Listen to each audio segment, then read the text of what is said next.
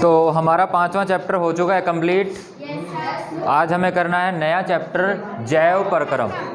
ठीक है, क्या होता है जैव प्रक्रम? सबसे पहले तो हम इसके वर्डिंग के ऊपर ही जाते हैं, क्या जैव होता है और क्या प्रक्रम होता है। इंग्लिश में इसी को बोलते हैं हम लाइफ प्रोसेस। चलो, जैव प्रक्रम, इसके अंदर सबसे पहले हमें पता होना चाहिए इस जैव का क्या मतलब है और प्रक्रम का क्या मतलब है। ठीक है, जैव का मतलब वो सारी चीज़ें जो किसी या तो सजीव बोलें उसको, या उसका स हटा के सिंपल बोल दें जीव। जीव से संबंधित जो भी चीज़ें होंगी, जो भी बात हम करेंगे उससे रिलेटेड, उसी को हम कहते हैं कि वो किससे संबंधित है, वो क्या बातें हैं, वो जैव बातें। ठीक है, क्लियर है ना? तो किसी भी जीवित वस्तु से या जीवित प्राणी से या जीवित पदार्थ से।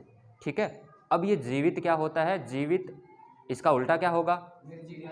निर्जीव। यानी कि दो शब्द हमारे पास आए, एक आया सजीव, इसी सजीव को हम कई बार बोल देते हैं जीव। ठीक है, और एक इसी का बिल्कुल उल्टा निर्जीव। ठीक है, तो जो जैव प्रक्रम हम पढ़ने वाले हैं चैप्टर 6 के अंदर, इसकी बात होगी कि इसकी बात होगी, यानी हर जीवित वस्तु या पदार्थ या प्राणी के बारे में हम बात करेंगे। क्लियर है? अब सजीव और निर्जीव क्या होते हैं, किसको हम सजीव कहेंगे, किसको निर्जीव कहेंगे? सांस ले सकते हैं,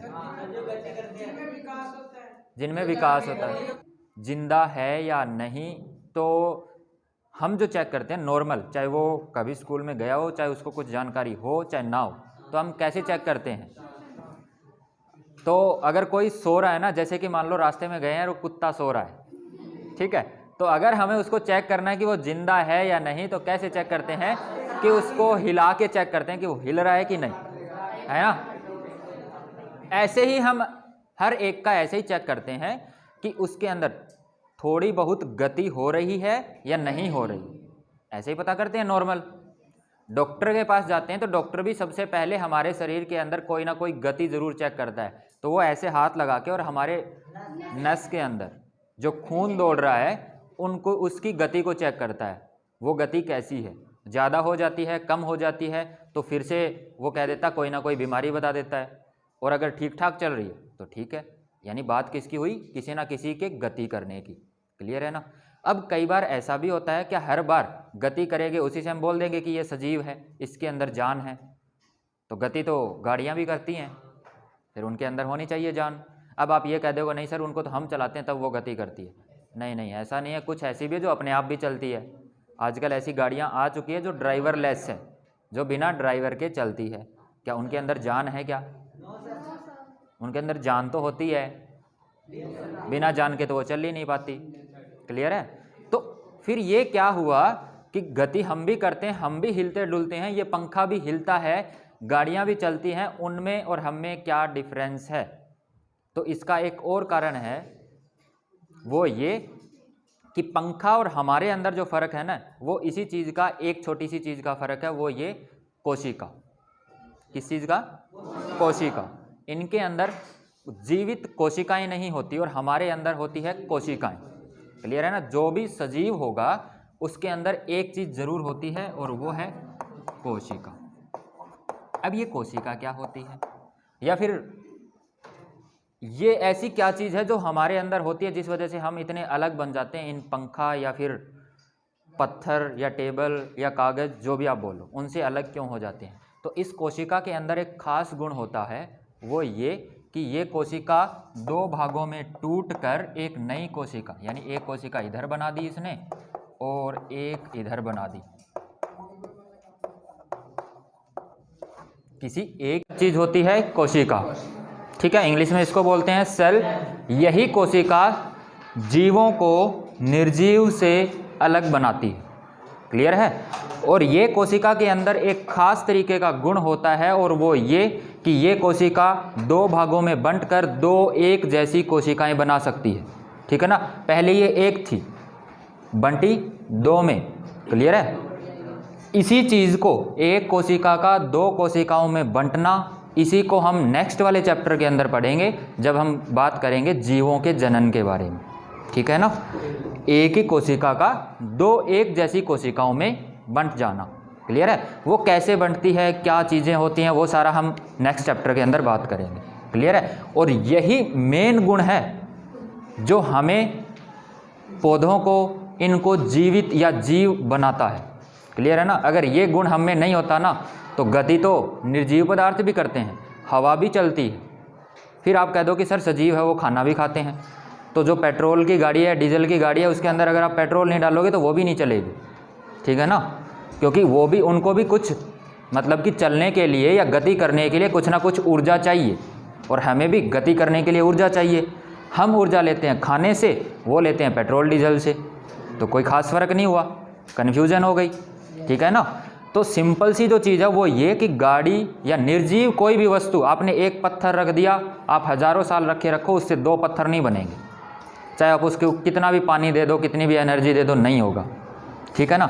एक जीवित पदार्थ है, उसके अंदर ही सिर्फ ये एक गुण होता है कि उसके अंदर कोशिका होती है और वो कोशिका दो भागों में बंट जाती है। क्लियर हुई इतनी चीज़ सबको। अब इसके अंदर हमें क्या पढ़ना है, जैव प्रक्रम के अंदर क्या पढ़ना है। तो जैव प्रक्रम के अंदर अब ये देखो, सीधी सी बात है, निर्जीव वस्तु है, उसको कुछ ना तो कुछ बनाना है, ना उसे कुछ चलना है, कुछ करना है, कुछ नहीं करना, तो उसके अंदर क्या प्रक्रम होगा, उसका अलग है। ठीक है ना। लेकिन जो जीवित वस्तु है, यानी कि हम या कोई भी जानवर या कोई भी पौधा, सारे जीवित हैं। अब इनके अंदर कोई ना कोई तो ऐसी चीज़ हो रही होगी जिससे ये कोशिका दो भागों में बंटती है, जिससे एक छोटा सा पौधा पूरा बड़ा बन जाता है ना। जैसे हम हैं, हम डेली खाना ना खाएं तो जीवित रह पाएंगे क्या, नहीं ना। ये सारी चीज़ें हैं, इन्हीं को हम कहते हैं प्रक्रम। यानी कि किसी चीज़ के अंदर क्या क्या प्रोसेसेस हो रहे हैं। जैसे कि आप क्लास में आते हो, स्कूल में आते हो, स्कूल में आने का अपना एक प्रोसेस है। सुबह 8 बजे 8:30 बजे पहुंच जाना है सबको, या 9 बजे पहुंच जाना है, फिर 1 घंटे की क्लास होगी, फिर 1 घंटे के बाद दूसरी क्लास होगी, ऐसे ऐसे ये सारा एक पहले से शेड्यूल बना हुआ है। इसी को आप करके चलोगे। ऐसे ही पहले 9th क्लास पास करोगे, 10th क्लास पास करोगे, ऐसे चलोगे।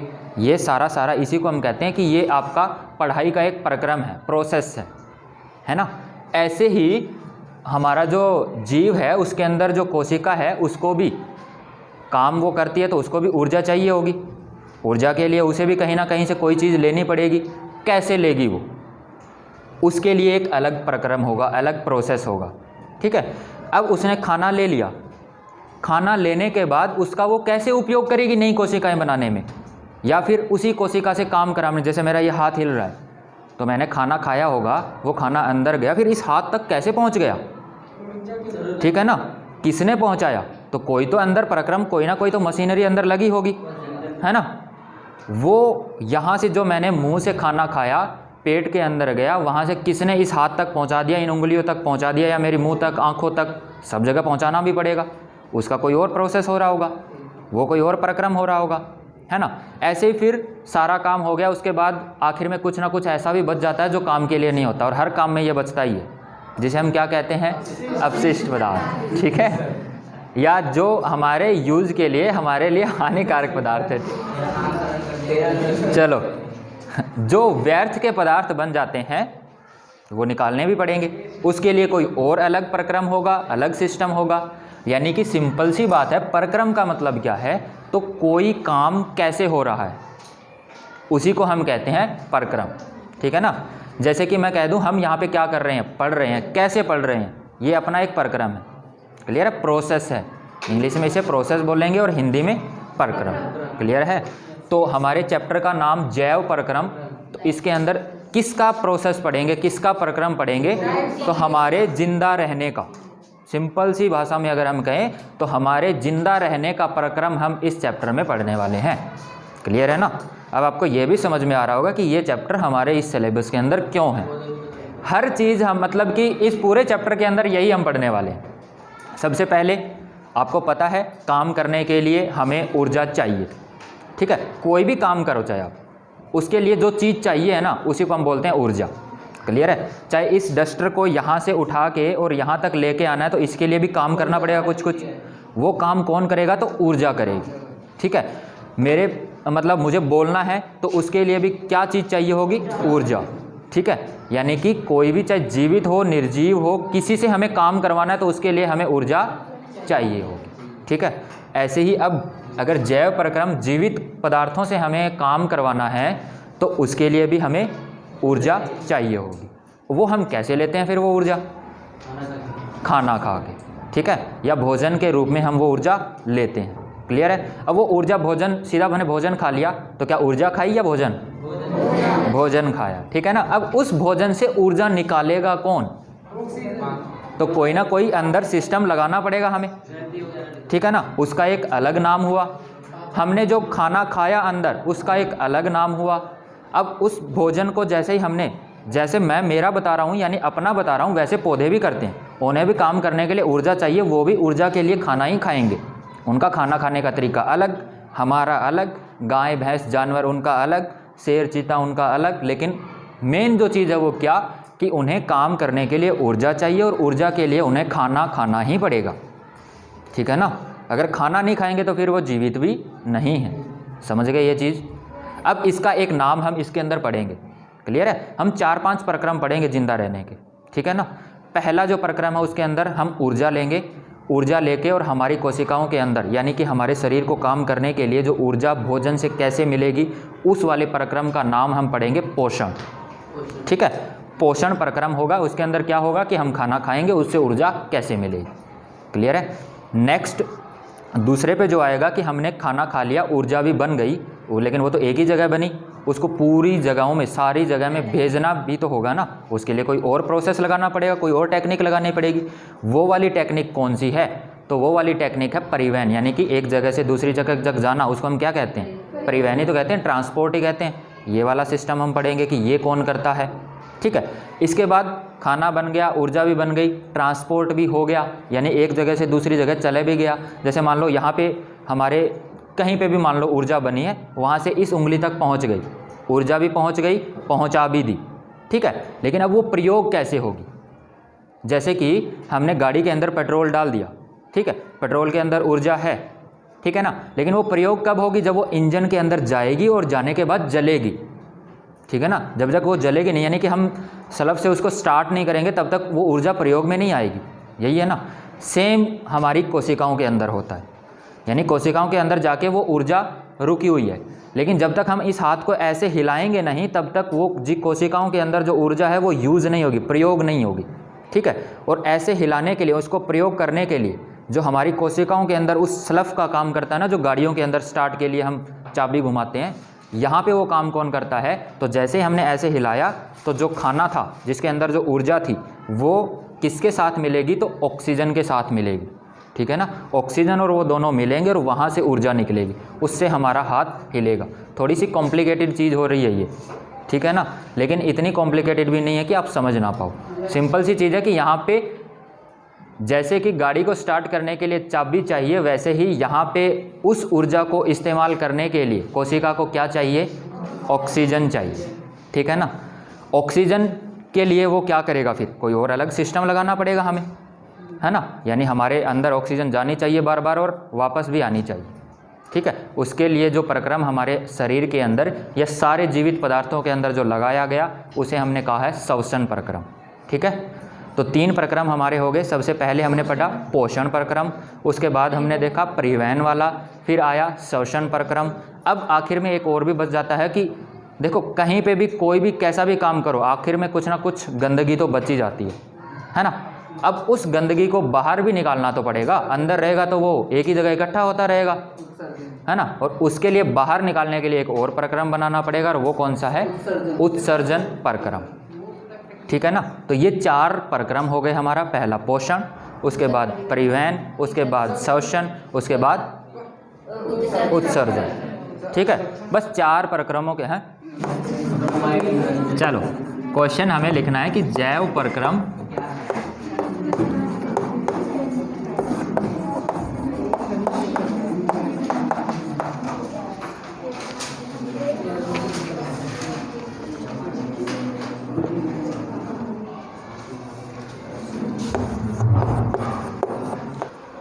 वे सभी प्रक्रम जो जीवित कोशिका की मरम्मत और देखभाल के लिए ज़रूरी होते हैं, जैव प्रक्रम कहलाते हैं।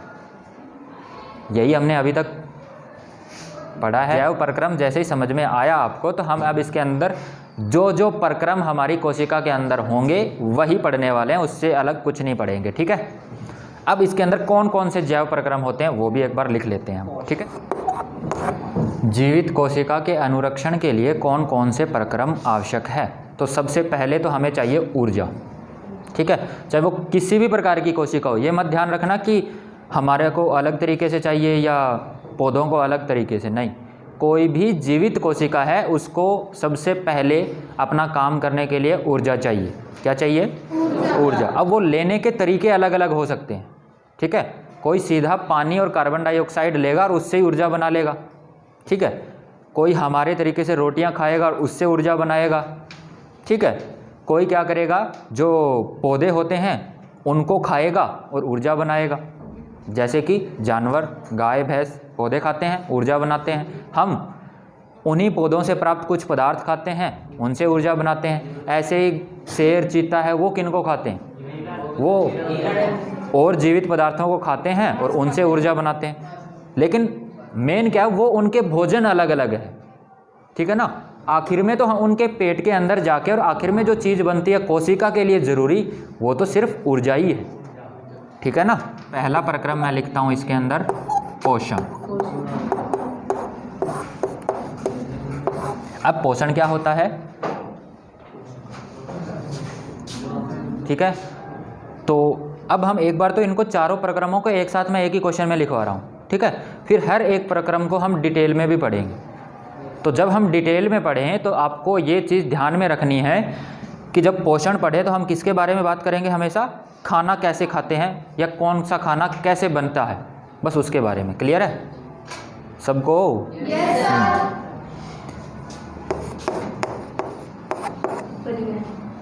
नेक्स्ट हम पढ़ेंगे, हमने खाना खा लिया है, ठीक है। अब खाना पेट के अंदर जा चुका है। अब उस खाने से हमें क्या बनानी है? वो ऊर्जा बनानी है, ठीक है। ऊर्जा कैसे बनती है? तो उसके लिए हमें ऑक्सीजन चाहिए या कोई भी चीज़ चाहिए, ठीक है। हमारे जो जितने भी जीवित पदार्थ हैं, जितने हमने अभी तक जाना है, सबके अंदर ऊर्जा बनाने के लिए हमने पहले, अच्छा, थर्ड या सेकंड चैप्टर में कहीं मैंने बताया होगा, ऊष्माक्षेपी और ऊष्माशोषी अभिक्रिया बताया था ना। ऊष्मा ऊर्जा कहाँ पे मिलती है? ऊष्माशोषी में या ऊष्माक्षेपी में? ऊष्माक्षेपी में। यानी कि सिंपल सी बात यह है कि जहाँ पे भी हमें ऊर्जा चाहिए, हमें कोई ना कोई ऊष्माक्षेपी अभिक्रिया करवानी पड़ेगी। क्लियर है ना? यानी कि दो ऐसे पदार्थों को मिलाएं जिससे ऊष्मा निकले। क्लियर है ना? बस यही यहाँ होता है श्वसन के अंदर। क्लियर है? यानी हमें हमारे शरीर के अंदर या किसी भी जीवित प्राणी के अंदर हमें कुछ ऐसा सिस्टम फिट करना होगा कि दो पदार्थ मिलें, अभिक्रिया हो, रासायनिक अभिक्रिया, और उससे क्या निकले? ऊष्मा निकले। ठीक है, ये प्रक्रम कहलाता है श्वसन प्रक्रम। ठीक है ना? हाँ, चलो ये दूसरा प्रक्रम हुआ। अब इसके बाद तीसरा,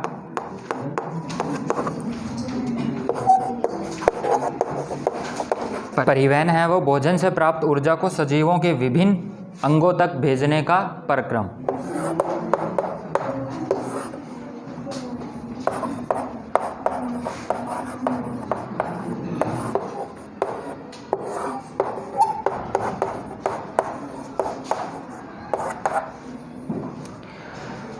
यह है फोर्थ प्रोसेस, उत्सर्जन।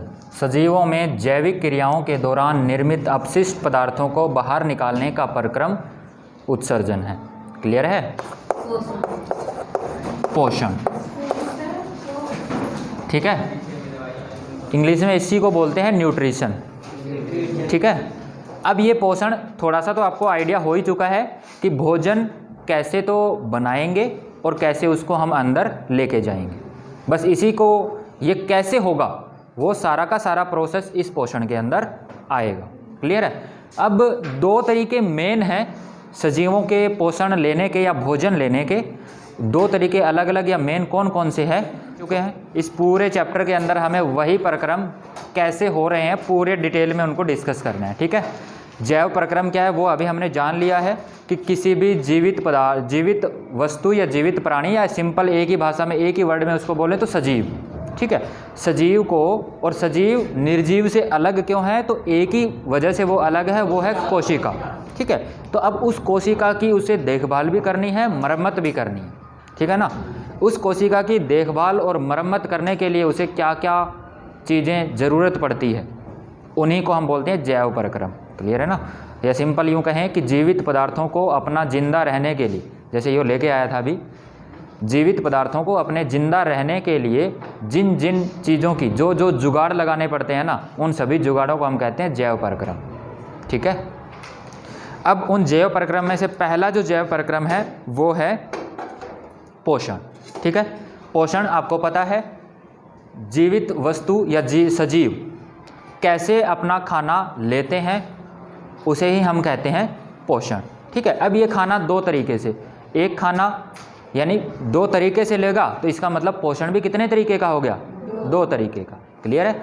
अब एक तरीके से तो ऐसे लेता है कि वो सिंपल, जैसे कि मैं आपको बताऊं, चाय अगर बना रहे हो आप तो दो तरीके हो सकते हैं। एक तो ये कि आप अपना एक पतीला लो, उसके अंदर चाय बनाओ कैसे, जैसे आप बनाते हो। दूसरा तरीका क्या है, दूसरा तरीका आप थोड़ा सा पानी पियो, थोड़ी सी चाय पत्ती खाओ, थोड़ी सी चीनी खाओ और उसके बाद गैस के स्टोव के ऊपर बैठ जाओ। कैसे चाय बनेगी, हमसे तो नहीं बनेगी, लेकिन हमने मिलाया तो वही चीज़ें हैं ना, ठीक है। पहले हमने पतीले में मिलाया, फिर डायरेक्ट अपने पेट के अंदर ही मिला लिया, बननी चाहिए चाय। लेकिन नहीं, ऐसा नहीं हो सकता। लेकिन पोषण के अंदर क्या होता है कि पोषण के अंदर एक तो ऐसा कि हमें सरल पदार्थ, जैसे कि हमने वहाँ पे क्या लिया, चाय पत्ती ली, चीनी ली, ऐसे सरल पदार्थों को लिया, जैसे कार्बन डाइऑक्साइड, पानी, ये हमें अपने वातावरण में मिलते हैं, इनको लिया खाने के रूप में और उससे अपना अंदर जो सिस्टम लगा हुआ है उससे अपना खाना बना लिया खुद, ठीक है। दूसरा तरीका, और सरल पदार्थों, सिंपल अगर मैं कहूँ तो सरल पदार्थों से उसने अपने आप अपना जटिल पदार्थ बना लिया जो उसे खाने के लिए ज़रूरी था या ऊर्जा के लिए ज़रूरी था, ठीक है। दूसरा क्या, एक और ऐसी मशीनरी होती है, वो सीधा उन जटिल पदार्थों को बाहर बने हुए होते हैं और वो सीधा लेती है, उसके अंदर ऐसी कोई मशीन नहीं लगी होती कि वो उनको बना ले, ठीक है ना। तो दो तरीके के पोषण, एक के अंदर क्या कि अपना, अगर हम सिंपल जैसे छोटी क्लासों में पढ़ते थे कि एक अपना खाना खुद बनाते हैं और एक अपना खाना खुद नहीं बनाते, उसका मतलब क्या है, उसका मतलब यही है कि एक वाले हैं उनके अंदर मशीन अंदर ऐसे लगी होती है कि सरल पदार्थ आप दो उनको, वो अपना खाना बना लेंगे, यानी कि जटिल पदार्थ बना लेंगे। अब ये जटिल और सरल क्या होते हैं, तो जटिल और सरल को हम सिंपल इन द सेंस बोलते हैं कि एक वो जो डायरेक्ट, जिनको तोड़ने की ज़रूरत ना पड़े, सीधी ऊर्जा दे दे, वो होते हैं सरल पदार्थ, ठीक है। और जटिल पदार्थ वो होते हैं जिनको ऊर्जा प्राप्त करने के लिए पहले छोटे छोटे कणों में तोड़ना पड़ता है। आपको पता है सारे पदार्थ किससे मिलकर बने हुए, छोटे छोटे कणों के, और उन कणों का नाम क्या है, परमाणु, ठीक है ना। तो यहाँ इस धरती पर चाहे हम हो चाहे कोशिका है, सबके अंदर परमाणु ही है। क्लियर है ना। एक तो जिसके अंदर बहुत कॉम्प्लिकेटेड जुड़े हुए हैं वो परमाणु, यानी कि एक पदार्थ ऐसा जिसके अंदर ऐसे ऐसे बहुत सारे परमाणु जुड़े हुए हैं। अब इससे ऊर्जा प्राप्त करनी है तो इसको तोड़ना पड़ेगा। और एक क्या है, सरल, बस एक ही है, इसको तोड़ने की ज़रूरत ही नहीं है। क्लियर है। तो जो पौधे अपना खाना भोजन लेते हैं ना, तो वो ऐसे पदार्थों में लेते हैं जिनको ज़्यादा तोड़ने की आवश्यकता नहीं होती। पानी बिल्कुल सरल है, ठीक है। कार्बन डाइऑक्साइड बिल्कुल सरल है, ठीक है। कुछ अकार्बनिक पदार्थ और होते हैं, ठीक है ना, जो वो ज़मीन से लेते हैं, क्लियर है, या मिट्टी से लेते हैं, उनको लेके और वो अपना खाना खुद बनाते हैं, यानी कि इनसे वो क्या बनाते हैं, फिर ऐसा बनाते हैं। इसे हम बोलेंगे सरल पदार्थ और इसे जटिल। जटिल पदार्थ क्यों बोलते हैं, क्योंकि इनको तोड़ने के, इनसे अगर हमें ऊर्जा चाहिए तो पहले तोड़ने पड़ेंगे, किसी भी तरीके से तोड़े, यहाँ पे तोड़ने की ज़रूरत नहीं, ठीक है। और ये सरल से जटिल अपने आप बना लेते हैं, इसलिए हम इसको कहते हैं कि पौधे अपना खाना खुद बना सकते हैं। कुछ है कि जीवाणु भी ऐसे ही होते हैं, जिन जैसे कि शैवाल, कवक, वो अपना खाना है वो बना सकते हैं, ठीक है ना। प्रोटोजोआ नहीं बना सकता, अमीबा भी नहीं बना सकता। के रूप में तो सरल पदार्थों को लिया और फिर अपने आप जटिल पदार्थों को बना लिया। ऐसा जहाँ पोषण होगा, ऐसा जो खाना खाएंगे, उन्हें हम कहेंगे स्वपोषी पोषण। स्वपोषी पोषण, ठीक है। जो क्या करेंगे, जो सरल पदार्थों को खाने के रूप में, देखो पोषण के अंदर क्या होगा, खाना लेना पड़ेगा, बस वहीं होगा पोषण, ठीक है ना। लेकिन इस स्वपोषी के अंदर होगा क्या, सरल पदार्थों को खाने के रूप में लेगा और उससे जटिल पदार्थ बनाएगा। अब हम इस स्वपोषी को डिटेल में भी पढ़ेंगे कि वो सरल पदार्थों से जटिल पदार्थ कैसे बना पाता है, ठीक है ना। क्या उसके अंदर ऐसी मशीनरी लगी होती है और क्या हम वो मशीनरी अपने अंदर फिट करवा लें तो क्या हम कर सकते हैं क्या। तो स्वपोषी पोषण के अंदर क्या होता है, सरल पदार्थों से जटिल पदार्थों के अंदर अपने आप वो बनाता है सजीव, ठीक है ना। तो वहाँ होगा स्वपोषी पोषण। अब दूसरा तरीका कौन सा होता है, दूसरा तरीका क्या कि ये जटिल पदार्थ उसे पहले से बना बनाया मिल गया, उसने खाया और खाने के बाद ऐसा अगर हो रहा है ना तो वहाँ होता है विषमपोषी पोषण। क्लियर है ना, है कि दूसरे के द्वारा तैयार किए गए जटिल पदार्थों को खाना, ऐसा जो सजीव करेगा वो कैसा पोषण करेगा, विषमपोषी। हाँ, यानी कि जो दूसरों के ऊपर डिपेंड रहते हैं, वो खुद नहीं बना सकते। कर रहा हूँ वैसे तो 8th या 7th क्लास के अंदर बहुत सरल सी डेफिनेशन एक ही लाइन की होती है, क्या कि स्वपोषी पोषण जहाँ पे जो सजीव है अपना खाना खुद बनाते हैं, और विषमपोषी पोषण वो सजीव जो दूसरों के ऊपर निर्भर करते हैं। क्लियर, ये तो सिंपल सी परिभाषा हुई। फिर तो 8th क्लास से 10th क्लास में आने का फ़ायदा क्या हुआ, ठीक है ना। तो अब आप 10th क्लास में हो तो थोड़ा स्टैंडर्ड बनाओ अपना, क्लियर है ना, वो स्टैंडर्ड दिखना चाहिए। स्वपोषी पोषण के अंदर क्या होगा, तो स्वपोषी पोषण के अंदर सरल पदार्थ खाए जाएंगे किसी भी सजीव के द्वारा और उससे वो जटिल पदार्थ अपने आप बना लेगा, स्वपोषी पोषण। क्लियर है। विषमपोषी पोषण जो दूसरे प्रकार का होता है उसके अंदर क्या कि जो पहले से जटिल पदार्थ बने हुए हैं ना किसी और के द्वारा, वो ही खा लेगा सीधा, ठीक है। अब एक चीज़ मैंने अभी बताई कि ऊर्जा प्राप्त करने के लिए क्या करना पड़ेगा, उसको उस जटिल पदार्थ जो उसने खाए हैं उनको तोड़ना पड़ेगा। क्लियर है ना, तो उसको तोड़ने के लिए अलग मशीनरी लगी होगी उसके अंदर, और वो जो तोड़ते हैं किसके द्वारा तोड़े जाते हैं उन्हीं को हम कहते हैं एंजाइम। क्या कहते हैं, एंजाइम, जो जटिल पदार्थों को सरल पदार्थों में तोड़ते हैं। कौन से जटिल पदार्थ, तो हमारे भोजन के अंदर जो जटिल पदार्थ है उनको। क्लियर है ना, तो यहाँ पे एक एंजाइम नया शब्द आया है। क्लियर है। तो सबसे पहले तो हम लिखते हैं कि पोषण कितने प्रकार का होता है, तो 2 प्रकार का, स्वपोषी पोषण, विषमपोषी पोषण। स्वपोषी पोषण कैसा होता है और विषमपोषी पोषण कैसा होता है वो लिख लेते हैं। उनके किसके अंदर स्वपोषी होता है, तो पौधों के अंदर मेन रूप से स्वपोषी होता है, ठीक है। और विषमपोषी किसके अंदर है, तो जो जानवर है या मनुष्य है उनके अंदर विषमपोषी पोषण होता है। क्लियर है। अब उसके बाद फिर हम पढ़ेंगे कि स्वपोषी पोषण पूरा डिटेल में कैसे, क्या मशीनरी ऐसी लगी होती है उसके अंदर स्वपोषी पोषण के अंदर, जिसकी वजह से कि जटिल सरल पदार्थ उसको दिए और वो जटिल बना देता है, ठीक है। जटिल पदार्थ अभी बताया तो था मैंने, जिसके अंदर जटिल पदार्थ का मतलब यहाँ पे जो है ना वो ये कि उसे तोड़ने के लिए किसी ना किसी और चीज़ की ज़रूरत पड़ेगी, जिसे हम एंजाइम बोलते हैं, ठीक है ना। और सरल पदार्थ उसे तोड़ने के लिए ज़रूरत नहीं पड़ेगी, कोशिका सीधी ले लेती है उसको। ये सरल और जटिल पदार्थ है ना, ये कोशिका के सेंस में है, ठीक है, कि जिन पदार्थों को कोशिका सीधी ले लेती है, तोड़ने की ज़रूरत नहीं है, वो सरल पदार्थ, क्योंकि वो उसको तोड़ने की ज़रूरत नहीं है, सीधा वो ले लेगी। पानी है, कोशिका सीधा ले लेती है। कार्बन डाइऑक्साइड है, कोशिका सीधा ले लेती है। ग्लूकोज है, वो कोशिका सीधा ले लेती है, ठीक है ना। इसलिए वो उनके लिए क्या है, सरल पदार्थ। और जटिल पदार्थ कौन से होंगे, जिनको कोशिका नहीं लेती सीधा। पहले कोशिका लेने से पहले मान लो ये इस तरफ कोशिका है तो इधर उसको पहले तोड़ के उन सरल पदार्थों में लेके कोशिका के पास जाओ, फिर कोशिका लेगी। क्लियर है ना। जैसे मान लो एक जगह ATM लगी हुई है और वो सिर्फ 100 के नोट लेती है और आपके पास 1000 का है, तो फिर क्या करोगे, तो पहले उसके खुले करवा के 100 के करवाओ, यानी और वही वो 1000 वाला है वो तो हो गया जटिल, और जो आप 100 के करके तोड़ रहे हो वो हो गए सरल। समझ गए ना, हैं?